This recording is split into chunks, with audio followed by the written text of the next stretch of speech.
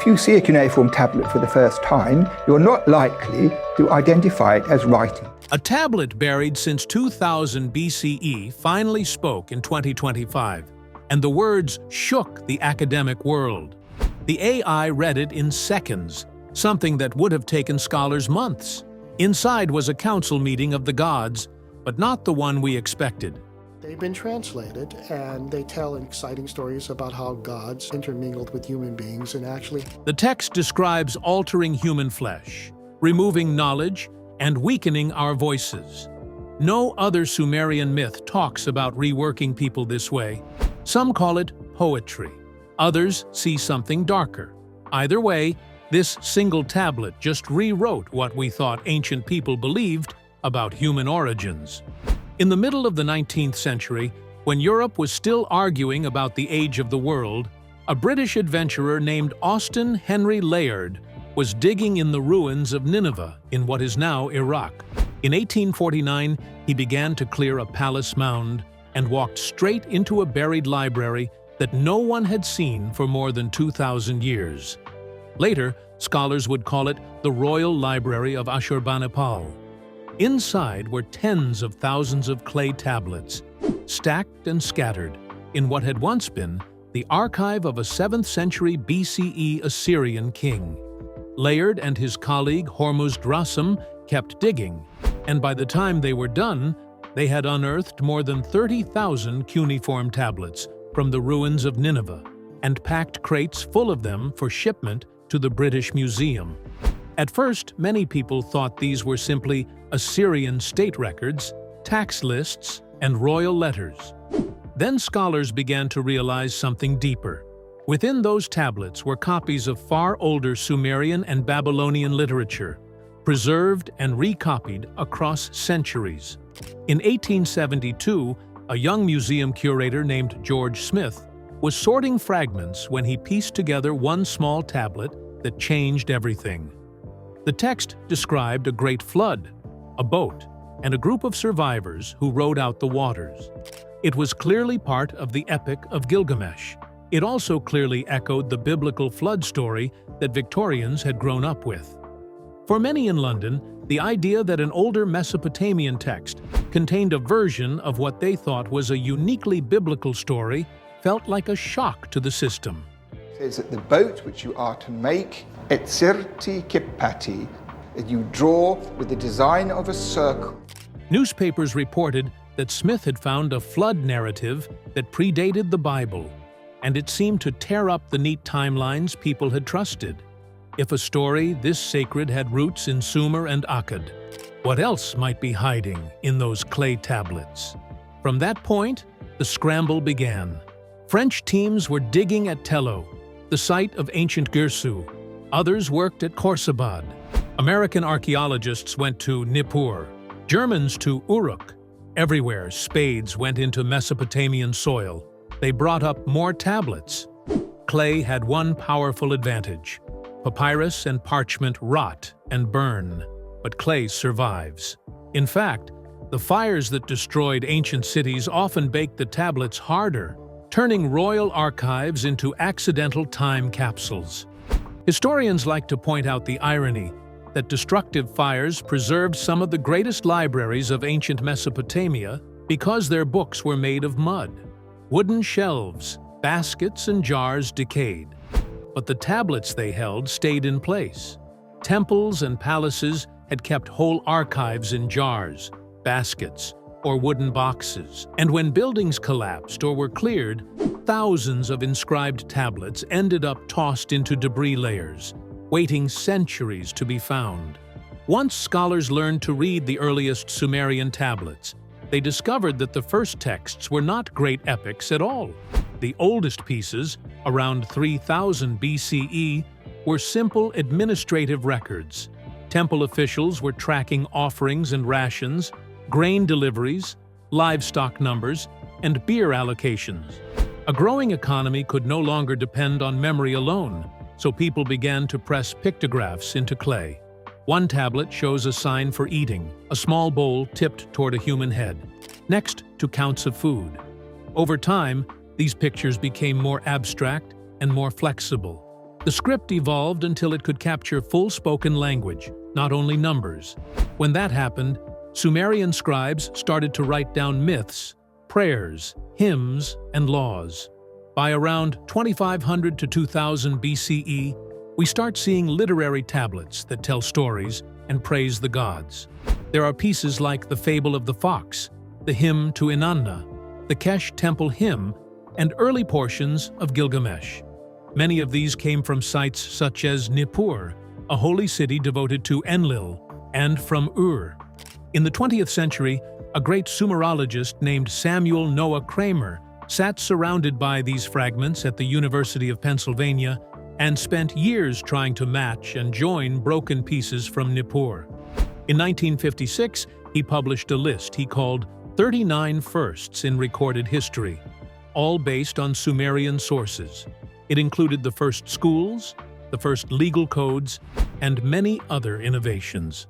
Curators began to say that the Sumerians devised tools and ideas that would shape civilization, and that they had the habit of writing it all down for us to rediscover. Today, those tablets are scattered across the world. The British Museum holds around 130,000 cuneiform pieces, including the Nineveh Hoard, the Louvre in Paris, the Vorderasiatisches Museum in Berlin, the Istanbul Archaeology Museum, and the Iraq Museum in Baghdad each hold thousands more. In Oxford, the Ashmolean Museum keeps a clay prism called the Weld Blundell Prism, better known as the Sumerian King List, which claims that some early rulers reigned for impossibly long spans of time. Many universities, including Penn, Yale, and Harvard, house large collections collected during early 20th century expeditions. If you add up all known holdings, scholars estimate that more than 500,000 inscribed clay tablets rest in museums, libraries, and storerooms, and new ones still come up from excavations or appear in the hands of looters. Each tablet is a direct voice from antiquity, yet only a small fraction have been translated in full. The problem is not lack of interest. It is difficulty and time. Cuneiform is one of the oldest forms of writing, and it is so hard to read that only a few hundred experts on Earth can decipher it. For generations, teams of Assyriologists worked through tablets line by line, sometimes managing only a few lines a day on damaged or complex pieces. Some tablets found in the 1800s remained poorly understood well into the 21st century.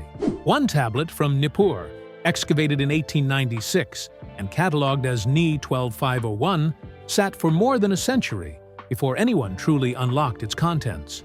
It held a Sumerian myth involving the storm god Ishkur and a clever fox. Only in 2025 did Dr. Jana Matusak publish a complete edition. That one example shows how much knowledge already lies in our collections, still silent, because there are not enough eyes or hours to read it all. With that in mind, it becomes easier to see why a new, well-preserved tablet can cause such a stir, especially if it seems to contain a line that touches on the deepest questions about human origins. To understand why one phrase on a fresh tablet could be called a game-changer, we have to step into Sumerian religion and its later interpreters. The Sumerians believed in a crowded pantheon of gods who felt, argued, and schemed in human ways. Each city belonged to a patron deity. Nippur honored Enlil, the lord of wind and authority. Uruk celebrated Inanna. Ur was devoted to the moon god Nana. In their own texts, the Sumerians said that in the very beginning humans and gods lived together, and that humans were created to serve the gods. People were put on earth to farm their fields, tend their temples, offer sacrifices, and carry the burdens that the gods no longer wished to carry. This idea runs through several Mesopotamian creation stories. One of the oldest is the Atra-Hasis epic from the 18th century BCE. Although it is preserved in Akkadian, it draws on older Sumerian themes. In that tale, a group of lesser gods digs canals and farms land until they can no longer bear the work. They rebel against the high god Enlil and demand relief. To solve the crisis, the wise god Enki, also known as Ea, proposes a new being to take over the labor. The mother goddess Nintu is summoned to perform the act of creation. The text gives a vivid description. One god is to be sacrificed. Nintu is to mix clay with his flesh and blood. The clay, mingled with divine blood and meat, becomes the material for humankind. After she has formed the mixture and shaped people, Nintu tells the assembled gods that she has taken away their heavy labor and laid that burden on humans instead. In this poetic scene, human beings are literally part earth and part divine essence. Clay stands for mortality. Divine blood stands for a spark from the gods. It is little wonder that scholars have compared the story to an early form of biotechnology in mythic clothing, a recipe in which particular ingredients are combined to create a new worker. Another famous text, the Babylonian Enuma Elish, from around the 12th century BCE, repeats this pattern. After Marduk wins a cosmic battle, he and Ea decide to fashion humans so that the gods will no longer have to toil.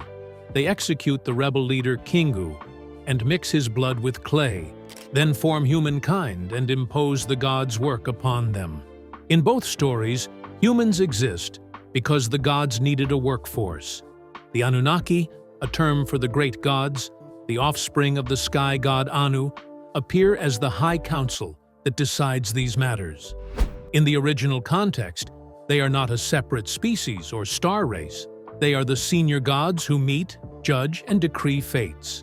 In modern times, however, the name Anunnaki has taken on a life of its own outside university walls. In 1976, writer Zecharia Sitchin published a book titled The 12th Planet and put forward what became one of the most famous ancient astronaut theories. He argued that the Anunnaki were not mythological deities at all, but physical extraterrestrial visitors from a distant planet he called Nibiru. In his reconstruction, these beings came to Earth around 450,000 years ago to mine minerals, especially gold. Finding primitive hominids here, they decided to create workers. According to Sitchin, they genetically engineered Homo sapiens by combining their own DNA with that of Homo erectus. In this picture, Enki becomes a scientist figure who suggests upgrading early humans and replacing the Anunnaki's manual labor with a slave species. Sitchin once wrote that primitive workers, Homo sapiens, were created as slaves by crossing extraterrestrial genes with those of Homo erectus. In his hands, the old clay and blood story turns into a literal genetic laboratory. The blood of a god becomes alien DNA, and the clay becomes a metaphor for an earthly organism. These ideas spread widely through television documentaries and popular books. Shows about ancient aliens helped turn the Anunnaki into a symbol for secret alien ancestors in the public imagination. Professional Assyriologists, on the other hand, have spent years pointing out factual problems in Sitchin's readings. They note many cases where he bends grammar and vocabulary to fit his theory. One oft-cited example is his translation of the Sumerian word dingir, which simply means god or deity, and is marked by a star sign. Sitchin rendered it as pure ones of the blazing rockets, a phrase that trained linguists reject as unsupported. Still, even if academics reject his work, his books sold millions of copies. That popularity matters because it helps explain why any hint of human modification in an ancient text immediately attracts attention far beyond the world of specialist study. Interestingly, a respected scientist once touched on similar themes with far more caution. In 1966, astronomer Carl Sagan and I.S. Shklovsky published Intelligent Life in the Universe. In it, they briefly explored whether a very short contact with an alien civilization in remote prehistory might leave faint traces in myths. Sagan noted that if such a thing ever happened, the memory could show up as stories of strange teachers or visitors from the sky. He pointed to one Mesopotamian legend that he felt deserved closer study, the tale of Oannes. a being who rose from the Persian Gulf. Ancient Babylonian writers describe Oannes as a fish man, a creature whose body was partly human and partly fish, who came up from the sea to teach humans writing, law, agriculture, and many arts. The tradition says that each day he came ashore, instructed people, then returned to the water at night. Sagan observed that Sumerian civilization was described by some of its own descendants as having non-human origin. Because of stories like this, he did not claim that Oannes must be an alien. Instead, he argued that stories of this kind deserve critical study, with direct contact as just one possible explanation among many. Even this cautious suggestion, coming from a scientist of his stature, helped keep the door open for serious but skeptical discussion. When you put all this together, the ancient creation myths, the modern speculative theories, and the hints from thinkers like Sagan, you can see why a single line on a tablet that mentions changing humanity would draw intense interest. The question is whether we are dealing with a new piece of mythic poetry, a theological image, or something that looks uncannily close to what modern people would call modification. For a long time, such debates moved slowly, tied to the pace of hand translation. Then, in the 2020s, a new factor arrived. It was not another dig in the desert, but a set of algorithms in laboratories and museum back rooms. Translating cuneiform is notoriously hard because each sign can stand for several sounds or ideas, and because context controls meaning. There are hundreds of thousands of tablets, and only a small number of trained experts. That imbalance created a huge backlog. In 2023, researchers from Tel Aviv University and Ariel University in Israel announced a breakthrough that promised to speed things up. They had trained a neural network to translate Akkadian, a close linguistic cousin of Sumerian, directly into English. Their model drew on tens of thousands of example sentences from a project called the Open Richly Annotated Cuneiform Corpus. It learned to work in two ways. It could accept transliterated texts, where humans had already written the signs in Latin letters, and it could also accept raw cuneiform signs encoded in Unicode. In other words, the AI was given both the shape of the writing and its sound values, and then trained to map them to English sentences. When the team tested it, the system scored in the high 30s on a standard translation quality measure known as the BLE-EU score. 0 means nonsense, while 100 would mean perfect agreement with human translation. Scores in the high 30s are remarkably strong for such an ancient and complex language. Practically, this meant that a photo of a tablet could be fed to image software that identifies the signs, which can then be passed into the translation model. Within seconds, a readable English draft appears on the screen, something that might have taken a specialist weeks or months in earlier decades. One of the researchers, Dr. Guy Guthers, pointed out that this allowed tens of thousands of already digitized tablets to be translated almost instantly, and that it opened up the records of Mesopotamia to a much wider audience. He even noted that he did not need to understand Akkadian himself in order to get the gist of a text from the system. Anyone could use it as a starting point. At the same time, he and his colleagues stressed that the AI was not perfect. Long, poetic, or heavily damaged texts still posed serious challenges.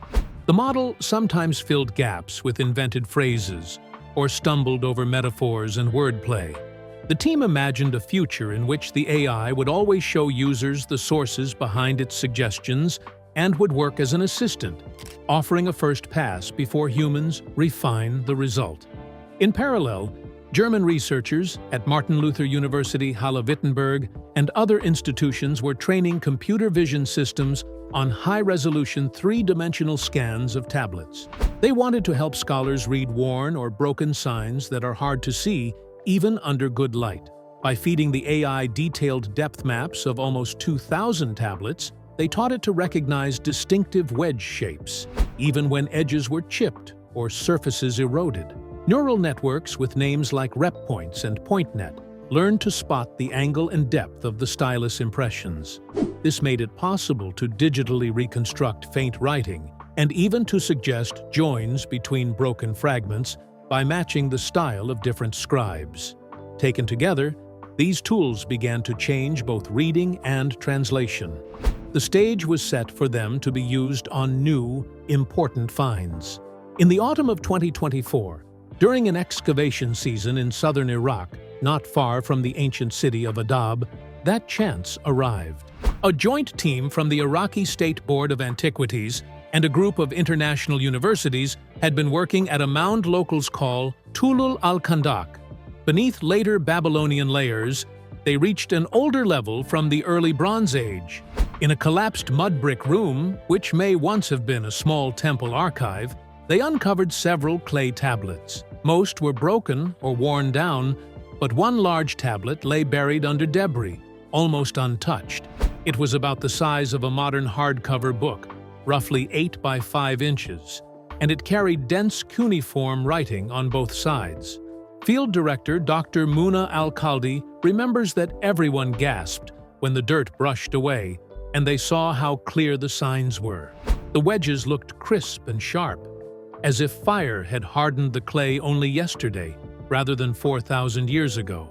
The team lifted the tablet carefully, recorded its find spot, and sent it to the National Museum in Baghdad for cleaning and conservation. Based on pottery and the layers around it, they tentatively dated the context to the Ur-Thrid period, roughly 2100 to 2000 BCE.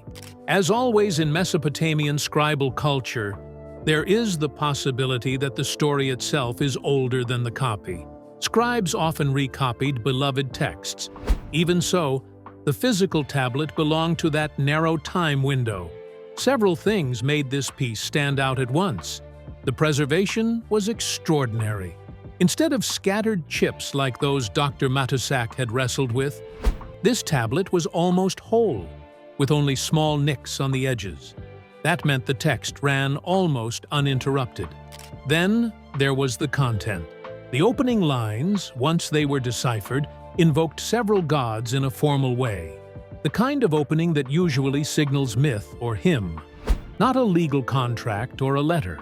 And as the experts pushed deeper into the middle of the text, they noticed something missing. There were no matches. When scholars translate Mesopotamian myths, they usually check new fragments against large digital corpora, such as the electronic text corpus of Sumerian literature. Many tablets turn out to be copies of known compositions like the Epic of Gilgamesh or the Hymn to Enlil. A familiar phrase can help slot a fragment into a larger whole.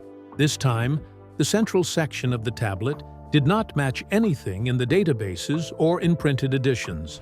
One Assyriologist later remarked that they kept checking every suspicious line against the electronic corpus and never found a parallel. That was when they realized that they were probably dealing with a composition no one had seen before. Within weeks, the tablet was scanned in 3 dimensions in Baghdad, and those files were sent to collaborators abroad. The Tel Aviv AI team that had worked on Akkadian was invited to help. They adjusted their system to work with Sumerian, which uses many of the same signs but has different grammar. Feeding the scan into the model produced a rough English draft almost at once. The output was messy, yet already suggested that the text was a myth dealing with humans and gods. Over late 2024 and early 2025, a small circle of specialists refined the work line by line. Scholars such as the British Sumerologist Jeremy Black, the Iraqi epigrapher Prof. Ali Al-Tamimi, and the linguist Dr. Hannah Ben Dov combined the AI suggestions with their own knowledge, producing a careful transliteration and translation. By the middle of January 2025, they had a version that most of them agreed on for the bulk of the text.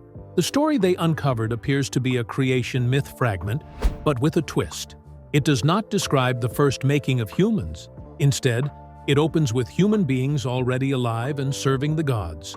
The gods hold a council to discuss a problem. The text mentions the clamor of mankind and unrest in the assembly of the gods, themes that echo older flood myths, where human noise or overpopulation angers Enlil. Enlil appears here too, along with Enki and Ninhursag, the Earth Mother.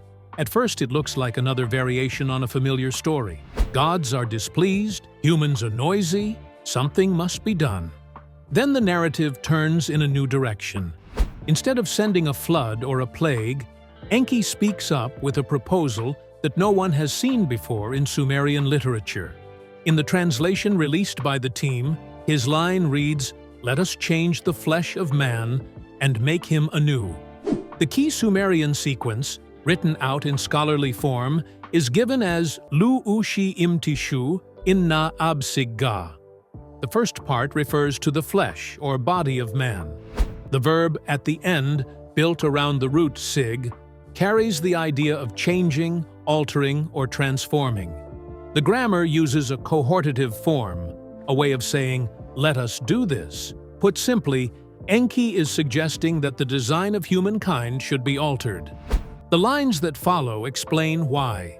The text says that this change is meant to deal with human restlessness and with what some translators render as exceeding knowledge. The phrase is difficult. It could point to humans who have become too wise, too loud, too long-lived, or too bold. Ninhursag answers and seems to agree. She is quoted as saying that it shall be so, and that they will give humans a new essence or form. Enlil, who in other stories is often the harsh god who wants to punish or thin out humans, plays a different role here. He warns that such tampering might upset the balance of creation, that changing what has already been shaped could have unseen effects. Even so, the narrative moves forward with the plan. One of the most striking segments reads, in English, "They shall be given new blood, an unknowing heart, and voices made weak, so that never again will they defy heaven." The language is chilling. New blood hints at a change in human life itself. An unknowing heart suggests that some prior wisdom or awareness is being taken away. Weak voices evoke a deliberate loss of power. It is hard not to think of later stories in which humans are cut off from immortality or barred from certain kinds of knowledge. The difference here is that this text does not simply say that the gods deny something. It says that they reach into human nature and change it. Nothing else in the known Sumerian corpus speaks this plainly about a reworking of humanity after the first creation. Other myths talk about floods, plagues, shorter lifespans, and limits placed on fertility. They show the gods punishing or managing people from the outside. This tablet, by contrast, points to a one-time intervention in human flesh and blood. That is why the single line about modifying the flesh of man has drawn such intense attention. For some, it will always remain a piece of poetic theology, a metaphor for humbling humanity. For others, it sits uneasily close to the modern language of genetic change. Either way, it reminds us that the old clay tablets still have surprises, and that when ancient words finally meet modern tools, they can open questions that reach all the way from forgotten rooms in Ur-3 temples to our own debates about who we are and how we came to be.